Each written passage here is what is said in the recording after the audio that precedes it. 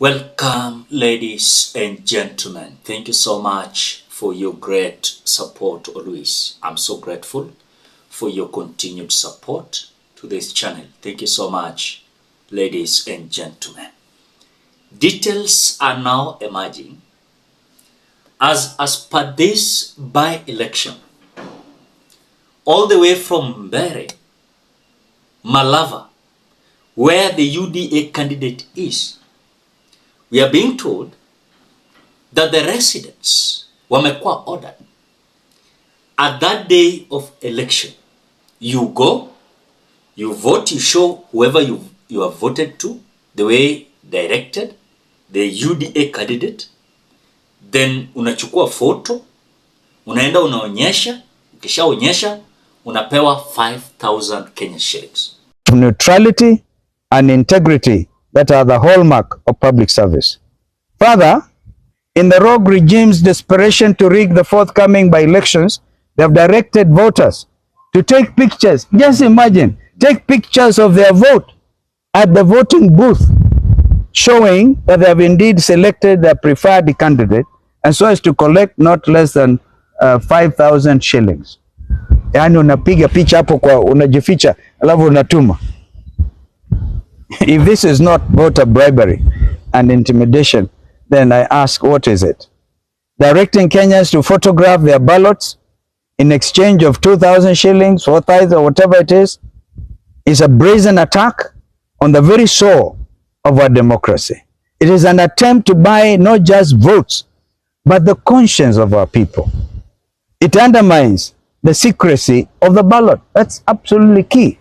Undermining the secrecy of the ballot.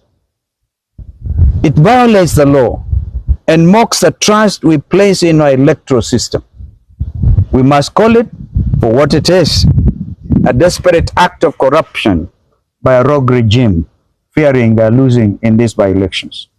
We call on the IBC to educate voters on how to use their phones within and outside the polling stations, asking voters to take photos, recording or asking voters who they support should not only be discouraged, it should actually be punished. Even further is the real possibility of flawed ballot papers, missing key details of candidates as we have witnessed in the past. Remember the mix-up in Kakamega gubernatorial elections and Mombasa. Remember the story of Smartmatic. Remember OT Morpho. Do you know that the contract, because they're operating within what they're calling a framework contract, the framework contract enabling OT Morpho or Smartmatic to carry out these by-elections, by the way, their contract ran out on the 24th, I think in April last year. So they're actually operating illegally. But we will take it as it is so that we can get over this. But even somebody went to court, you cannot have people who are not qualified to supply these election materials going ahead to do so. We ask the IBC to ensure that correct information is verified by all candidates before the final print of the ballot papers. I happen to know that Mr. Marjan, I think that's the name, the CEO of IBC, whom, by the way, recommended he should not be there by 2027. He is working with Ruto's political advisor, who was also a commissioner, who is based in Statehouse, managing IBC even as we talk. Do you know that the normal thing is a technical team was supposed to fly to Athens to verify the printing? But you know, Marijan said, no, there's no money for it, because they knew what they have done, what they had done in the run-up to 2022. We will not allow this. We will not. So, verification of the final ballot papers must be undertaken. And in the process, this by-election, for example, was it deemed impossible to print these things in the country? Wenzangu, wazalendo wenzangu, our nation stands at a crossroads, and we must demand integrity, transparency, and accountability in every institution, especially in those entrusted with safeguarding our democracy. Our youth have shown us the path, and they reminded us that courage and moral clarity can reclaim the soul of a nation. Let us heed that call. Let us demand credible elections now and in the future. This is our moral duty. Let us honor the Constitution, uphold justice, and ensure that every Kenyan's voice is heard. This is our national calling. Our democracy. In other words, it is very clear that William Ruto's party is so desperate and scared towards losing this by-election. You've seen the politics of Mbere and the politics of Malava. I think it is only Malava and Mbere that UDA iko na candidate, because Magarini ni ODM, Kasipul ODM, Ugunja ni ODM. So UDA is having two, I think, if I'm not wrong, in terms of members of parliament. Usiseme MCA manini, members of parliament. So William Ruto is like, these seats, we must get them. Hata kama itatugarimu pesa, tutatumia. And that is why I analyzed a video here during morning hours. Nikawaonyesha vile people of Mbere wanapangwa laini hivi, wanagawa pesa. Pesa inataka kufanya kazi. Na ujue hizi pesa za SHA, hizi pesa za housing levy, hizi pesa ni pesa zenyu. Mnakuja mnagawa, mnabraibiwa ili mpigie mtu yao kura.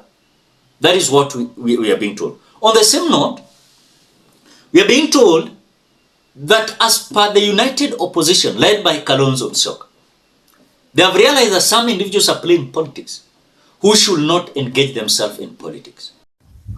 Leaving registration kits open without clear safeguards risks misuse. The Commission must explain exactly what data these kits capture and ensure strict quality controls, including independent audits once registration closes. Number 5, the transfer of voters must follow the law to the letter. Every transfer should begin with a written request from the voter and only proceed after full verification of residency and compliance with all legal requirements. You see what happened before the 2020 general election? It is now public knowledge that over 2 million Kenyans were transferred all over, and mainly from Luo Nyanza that time. And people went out to vote for Baba, and they found their names missing because you so go and vote in Changamwe or vote in Garissa. And people gave up. This time, we are warning them in advance. Finally, the IEBC should publish a full list of staff involved in voter registration together with their roles. Transparency is the foundation of trust, and without it, confidence in the process will remain weak. Kenyans deserve a registration exercise that is fair, that is inclusive, and above board. Anything less is a disservice to our democracy. Fellow Kenyans, when we raise these issues, let us be very clear. We are not guessing, and these are not hypotheticals. We are speaking about one thing: the credibility of the forthcoming November 27th by-elections and the 2027 general election, and sealing the very loopholes that have in the past been used to compromise Kenyans' voters or votes. Electioneering, fellow Kenyans, is a process and must cover the whole electoral cycle, starting from voter registration. An election does not need cheating on voting day to be stolen.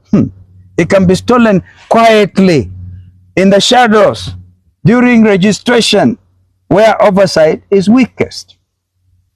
That, fellow Kenyans, is the real danger. That, friends, is why we must pay attention. And that, fellow Kenyans, is why your voice, your vigilance, your courage matters. We must, however, commend the IEBC Electoral Code of Conduct Enforcement Committee for finding both Aroko and Were responsible for inciting and allowing violence, with each fined ₦1 million payable within 48 hours of the ruling, for calling out the perpetrators of the violence in Kasipul. And we, however, note that security elements have been deployed in excessive numbers in strategic places in an attempt to intimidate voters. This must be called out and stopped forthwith. On vigilance, we have noted with utter dismay, though not surprised, the outright abuse of state resources by public servants. By public servants doing this by electioneering cycle, in clear contravention of the Constitution of Kenya 2010, Articles 81 and 232, as well as the Elections Act 2011 at sections 80 and 83, and as well as the Public Officer Ethics Act of 2003, sections 6 and 10, the Penal Code at sections 66 and 67, and the Leadership and Integrity Act of 2012. We must call out these officers, and no ill intention meant, but so that Kenyans know we have a constitution and we have to abide by the rule of law. The gentlemen I mentioned here stand called out, and I think that legal action should also follow. It's amazing that Speaker of the National Assembly, my brother Moses Wetangula, is out there campaigning. Speaker of the National Assembly. Speaker of the National Senate, of the Senate, Emerson Kingi, had occasion to campaign for him, by the way, in a by-election in Magarini. That's how he became Member of Parliament. I think that brother as well should stand called out. Cabinet Secretary for Mining, Hassan Joho, is everywhere, crisscrossing Magarini constituency. Cabinet Secretary for Public Service, Geoffrey Ruku, I think he got a bit surprised when Rigiji went to visit his mother. He's everywhere.